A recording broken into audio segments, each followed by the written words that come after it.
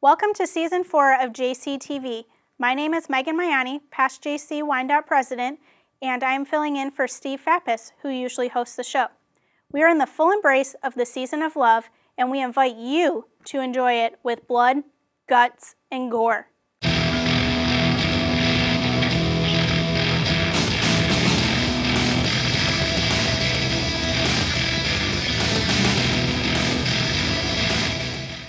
Hello everyone. Joining me here today, I have Danielle, Boura, and Shirley McFarland, co-chairs of the Bloodlust project. I also have joining me Joel Adkins, Management Vice President for the Wyandotte Jaycees. We'll get started tonight with Joel. Joel, can you tell me a little bit about what is Bloodlust? How did the concept of Bloodlust come about? Well, we were fortunate enough to be able to stay in the building this last fall. And Valentine's Day haunted houses are something that have gained in popularity in the last 5 years or so, at least in Michigan. So we got to thinking, everything's still set up in terms of the walls and the wiring. It's a good opportunity to do a Valentine's Day show. And I think there's plenty of examples of Valentine's Day lending itself well to horror and cinema. So we wanted to try our hand at it. Awesome. And so I know we've had you and Danny on the show many times with our past haunted houses, but one of our newer guests today is Shirley. Shirley, what's your involvement in Bloodlust? How did you come about joining this team? Originally joined it because I was at a haunted house that was Kindred. That's when I joined it, and then I just kept going until they offered me to be part of it. And then now I'm here. So, this is what happened. So you're one of the chairpersons. Are you being mentored this year so that eventually you might be somebody who steps up and joins the ranks as a chair of a haunted house? I feel like I'm being very mentored, yes. Good. Joel and Danny are definitely two people that you can really look up to. Very good project chairs when it comes to chairing haunted projects within our organization. Well, that was something, I think it was, the last night or two of Purgatory, Danny? We were standing outside, and you saw it with us, Megan. You were one of the co-chairs last year. The project is a beast. Yeah. And we are very thin on people who can run it. So I said to Danny, we can't keep running this every year. Someone else has to step up and run this project. And she said, who? And I said, that's a good question. Because I've looked at the chapter roster, and you look at people who have had the experience or even involved at haunted house, and it wasn't many people. So the more I thought about it, I was like, you know what, Shirley actually makes a whole lot of sense. She worked behind the scenes a lot at Purgatory. She has a little bit of experience acting. She's a photographer. So she had a number of skill sets and I think experiences to bring to the table. So at the end of the day, honestly, I felt she was the best and in some ways the only choice. That's awesome. We're definitely glad you're coming up through that mentorship. So you've mentioned a couple of times Purgatory, and we're here talking about Bloodlust. Danny, can you tell me the difference between the two? Well, Purgatory was obviously our, full season haunted house that we spent several days, decorating and everything. Where Bloodlust is more, it's a 2-day event, but at the same time, we've revamped every room. So every room's different. It's going to be a completely different show. It's just only going to be a 2-day event. Okay. So how does one come about to have this skill set, or what are some of the type of roles that we have with our teens and our actors that are within the haunted house family and that help make up this Bloodlust project, Joel? Well, we couldn't run the house without the teens. I would say, 75% of our actors are students mostly from Wilson and Roosevelt. We do have some kids from the greater Downriver area. So yeah, they're absolutely essential. Otherwise, we'd be running a haunted house with about, 10 of us, and we'd be working 2 rooms each. I can work max of 3. It's been proven. Yeah, it's not fun to do. But yeah, bringing in different skill sets is really important. We've got people who are good at drawing. We've got, like I said, Shirley's a photographer. I do video editing. Specifically on the site, we all act to some capacity. I always think of Danny as the construction director. There's a lot of people who bring different skill sets to make this project work, and without those skill sets, it wouldn't work. The haunted house wouldn't run. But at the same time, we're always trying to help the teens evolve and, become better than what they walked in. So if we're building, I'm always trying to grab people and, hey, let me teach you how to do this, or do you want to learn how to do X, Y, or Z? because that's how I learned. Right. I walked in a haunted house at 13 not knowing what was going on. And now Look at her now. we're mentoring people. You've ran a couple of successful haunted houses, and as a first-time project, hoping to have success with this. And so I've noticed that you guys might have a sponsorship partner with this event. Well, So I know you alluded to working with the teens, working with the community. What is this event going to do for the community? okay, so one of the things that I've preached to Danny about the last couple of years is just the need to expand the project. We need more community partnerships. We need to be more visible in the school. I mean, that's where we get our actors, and that's where we get a lot of our customers from. So, last fall we had the Scare Out Suicide fundraiser, and well, it was successful. We're sponsoring a $2,500 scholarship for a graduating Roosevelt senior. So I thought it was important, especially because of the time crunch we were on for this project and that it's completely new, that we directly give back to the community in some fashion. So a few weeks back, the Roosevelt robotics team, the Bear Bots, were actually at a city council meeting, and I had been thinking of somebody to partner with. I'm like, who can we partner with to give a portion of our proceeds to? So they were in there, and immediately I was actually in the control booth, and I thought, that's the group. Yeah. So I talked to their teacher, Nick Gravelin, right after the meeting, and he came into the studio a few days later to be on Carolyn Sotheby's Up, Down, and Around Town. We exchanged information. I told him what we were doing. He gave me their sponsorship form. So that's how that got started. And I think that in order to get the chapter and the haunted house the visibility that it used to have, that's what we need to do. Because as we know, many Jaycees chapters have died across the nation. I mean, service organizations overall. Right. But in particular, the Haunted House Project has ceased to be run because it is a huge undertaking. Yeah. And without those community connections, you're just making it harder and harder on yourself.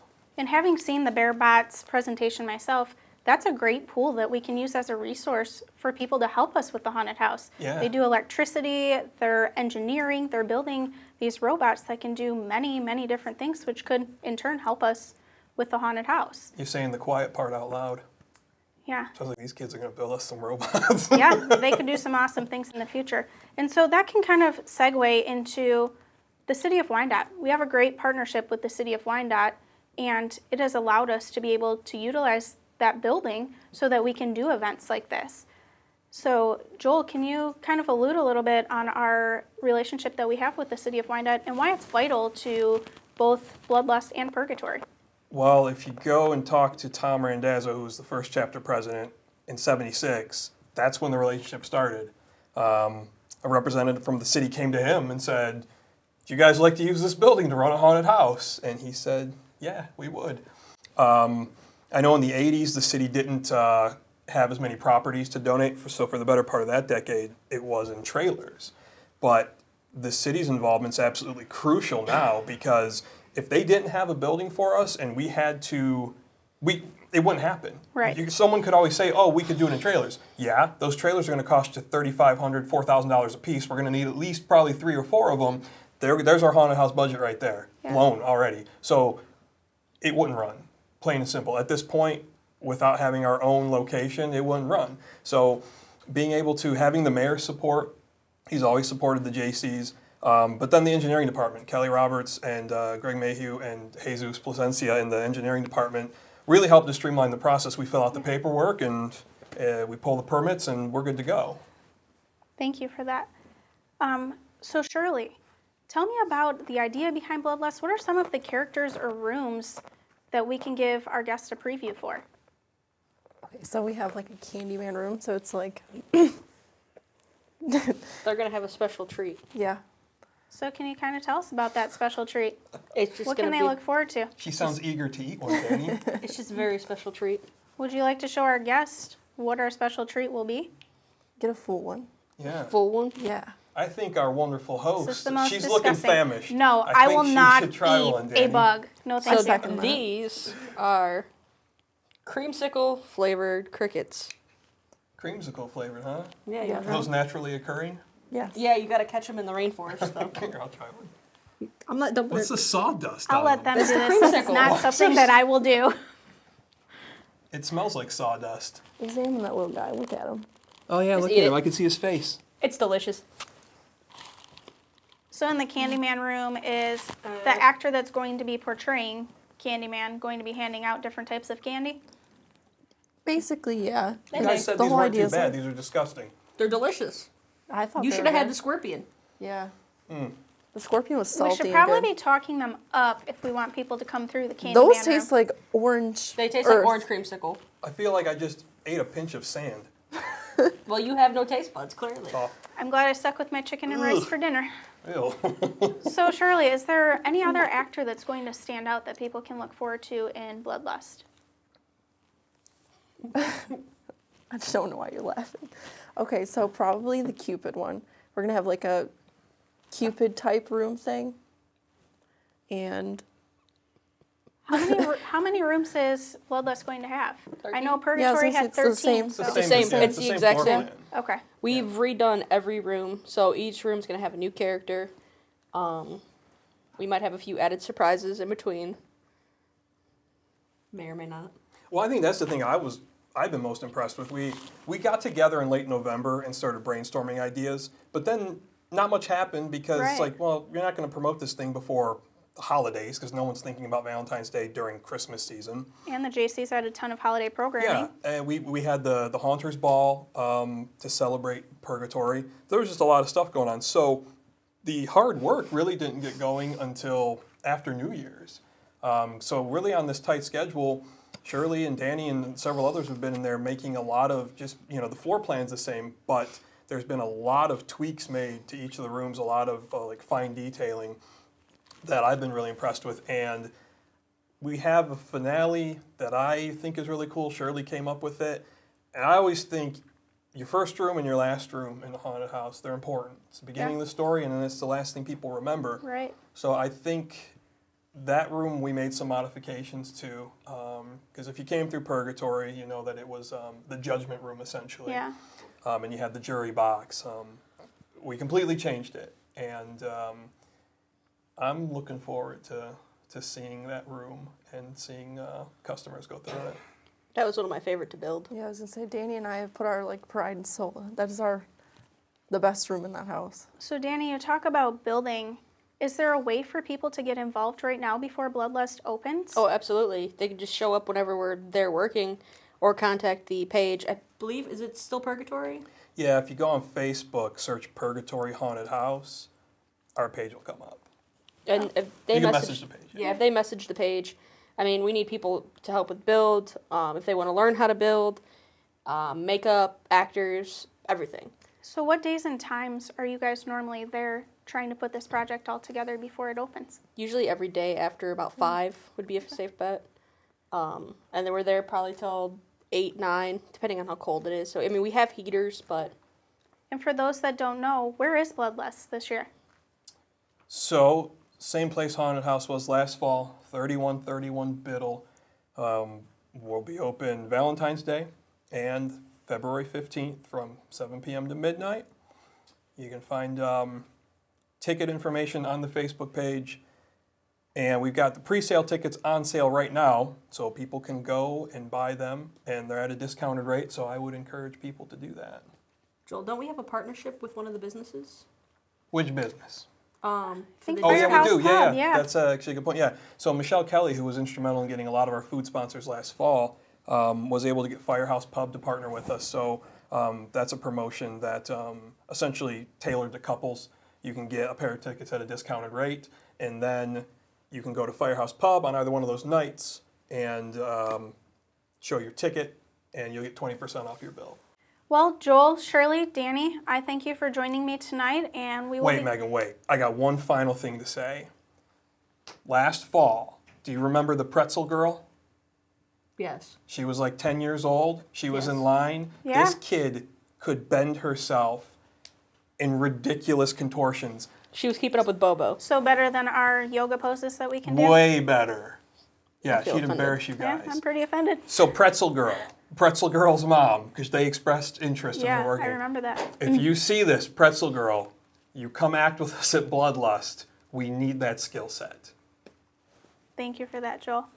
And so I thank them for joining me today. We will be back shortly with some of our teens that are very vital to the success of our haunted projects.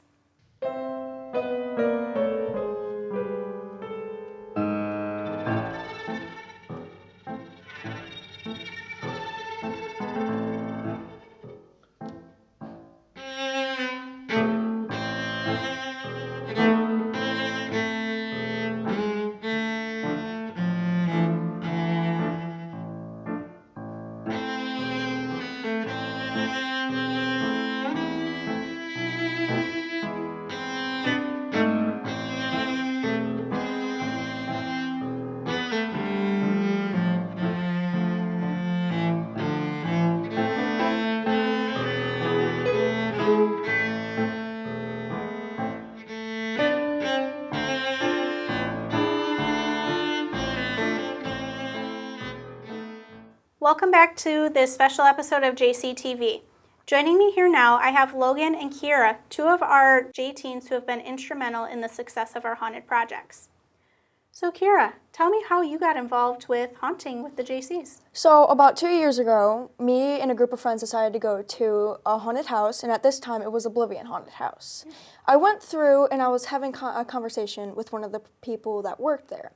And as we were talking, she was like, "How old are you?" I was like, I lied, and I was like, "I'm 13." And she was like, "Okay." So she gave me a slip, and I went through, and I signed it out, and I brought it back, and that's how it all started. Well, we're glad that you have joined our haunting team. Logan, do you have a similar story, or how did you become involved? Yeah, so I was kind of like with her, and then the week after, so Monday, she was telling me all about it and like the experiences and whatnot, and she said that I should come down, work. So that's what I did, and went down and signed some paperwork, and I started working at Oblivion. And then you guys came back this past year for Purgatory Haunted House. Yeah. So, Logan, I know you took on many different characters throughout the season in Purgatory. What was one or two of your favorite characters, and did you have any awesome scares that made somebody pee their pants or go running out of the haunted house? Well, obviously when I was under the bed, it was one of my favorites, and that scare, my favorite for that one is when I popped out under the bed because Steve wasn't there, and also the TV was off, so it was pretty much dark in that room. I kind of like crawled out, and like all these pack of girls and like their grandma and their mom or something were like sitting in the corner, and they would not move, they wouldn't go. And one of the girls, like, because I like started rushing out, and she was like, "Oh my God, I peed myself!" And so they kind of like waddled away in this like wet trot. And then when I was in Olmec, I really loved that character. I stuck with that for most of the nights.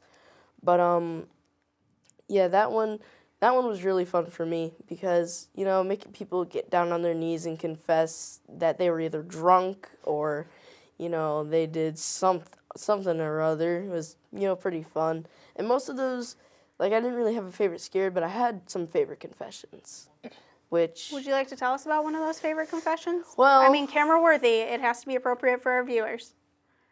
Well, one of my favorite confessions is when somebody said that they cheated on their boyfriend. I hope their boyfriend was not in that room at the time. Their boyfriend was with them. So they might have ended up broken up by the time they got to the judge. Who even knows? And Keira, I know you were in pretty much the same room the entire season. It was something that you really liked to do. So can you tell our viewers about that room that you were in? Well, the room that I was in was called Vanity, and you would go through, it was the second room, and you would go through a really long hallway. After you got through the hallway, I had a mannequin that was set up right next to the door, so like everyone would be like, that's a person, I can't go through. And then when they go through, there was a singular strobe light, and there was a bunch of mannequins, so you couldn't tell which was real or who was fake. So a lot of the times they'd be like, "No, she's real, she's fake." And then most of the time, they would guess that I was real, and I'd still get them anyways. And one of my most favorite scares was there was this guy at my school. His name was Adrian, and he was like one of those tough guys. And when he came through, I jumped out. He dropped on the floor, and he cuffed his head. And I was like, okay. And then he got up all in my face. He was like, who are you? Who are you? How do you know me? And like every single time that he tried to walk out, he'd look back, and then he'd stop. He'd start walking, he'd look back, and he'd stop. And I was like, okay. So he probably recognized you from school, and then were you suspenseful when you went to school on Monday and not really telling him? He goes to the high school now, but Okay. when I knew him, he was in the middle school. Okay. And so you guys sound like you come out of character from just your normal everyday life. So how does one get into a character of a haunter when they step into a haunted attraction? Logan?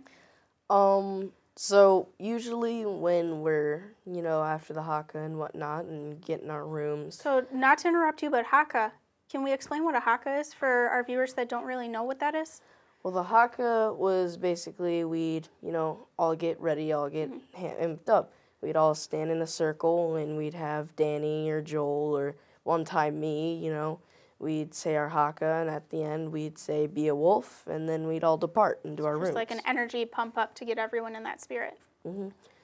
So once I got in my room, I just kind of, set up, and then I'd think about, well, what am I going to say? Usually it was, if you wanted to confess your sins, it was the only way out of purgatory, whatnot. So I just kind of practiced those lines, get my voice down and what I was going to do, because I had like 3 different ways that I scared, kind of popped out. One was crawling, one was coming out from a corner, one was just sitting by a wall and rushing. So I just kind of like practice those and like get myself in the mindset that I'm trapped somewhere and, I'm trying to make people get out, like trying to help them. Yeah, so Keira, Logan just kind of talked about he had a couple different ways that he scared people.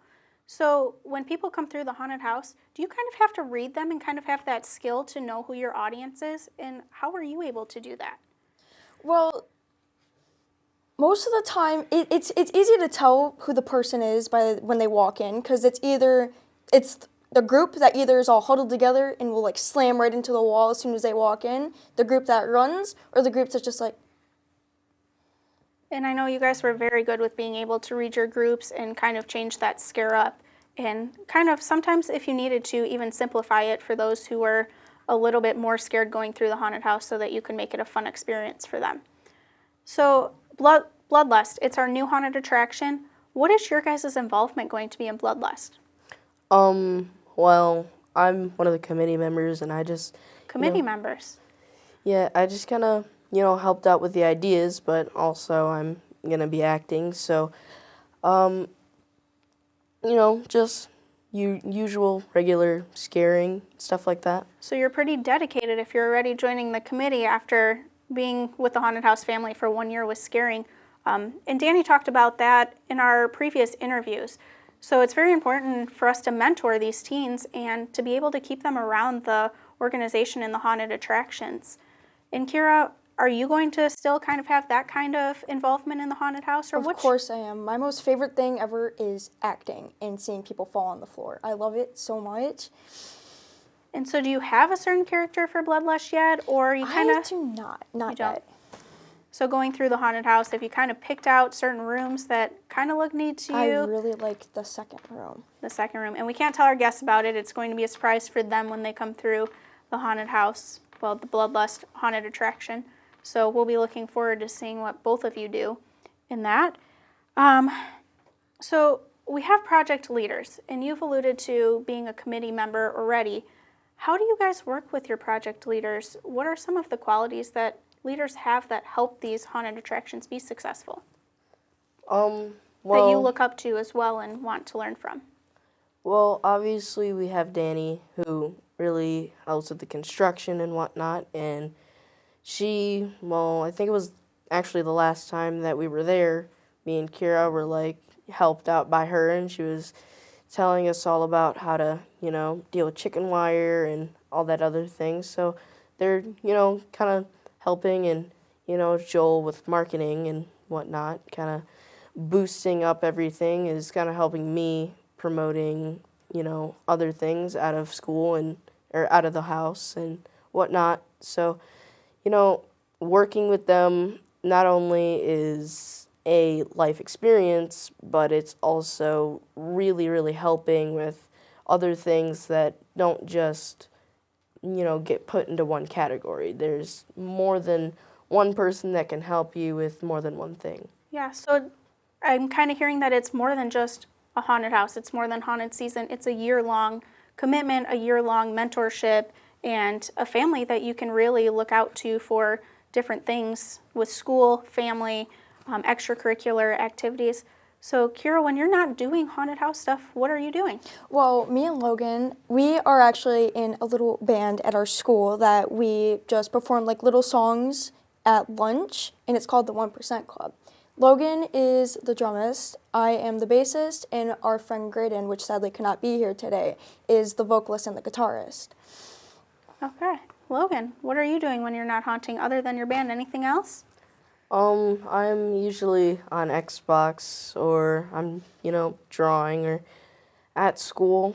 And, when I'm at school, it's just, school is school. Yeah. But, like she said, we have our band, and we're dealing with, music, and we're getting, promotional stuff. So mainly it's all towards school, and the rest of it's just normal teenager stuff. Yeah. So if there's teens out there that are watching today, Keira, what's something that you would tell them that has kept you in this haunt life and that keeps you wanting to keep coming back to our projects that we have? Never be embarrassed of yourself. One of the biggest rules is you can't be embarrassed of yourself if you want to haunt, because either you'll be too quiet or you'll be too shy, and sometimes people just walk right through. That's awesome advice. Logan?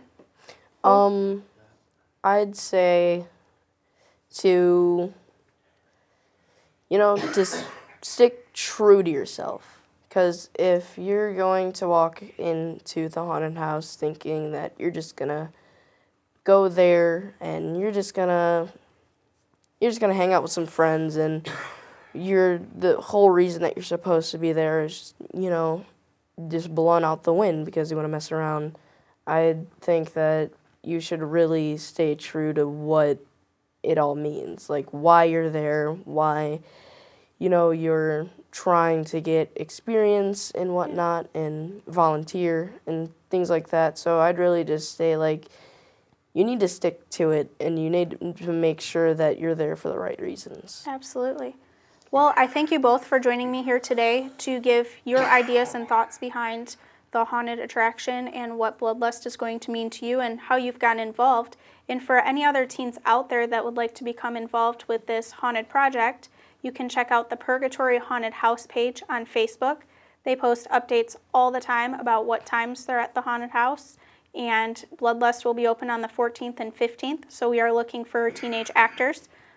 You can check out that Facebook page, and they will give you information. You can get some sheets signed, rule sheets, and a waiver, and you can become a part of the group like Keira and Logan both have.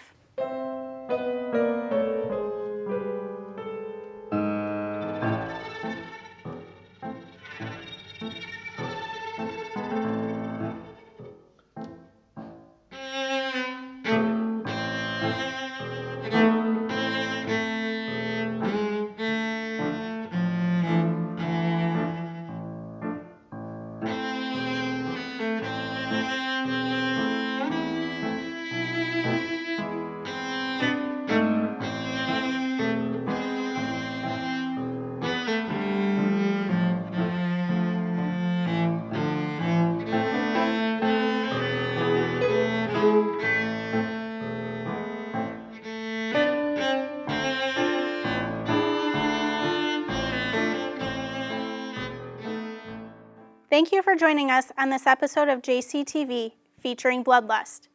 If you would like to learn more about what the Jaycees have planned for 2020, join us at one of our general membership meetings.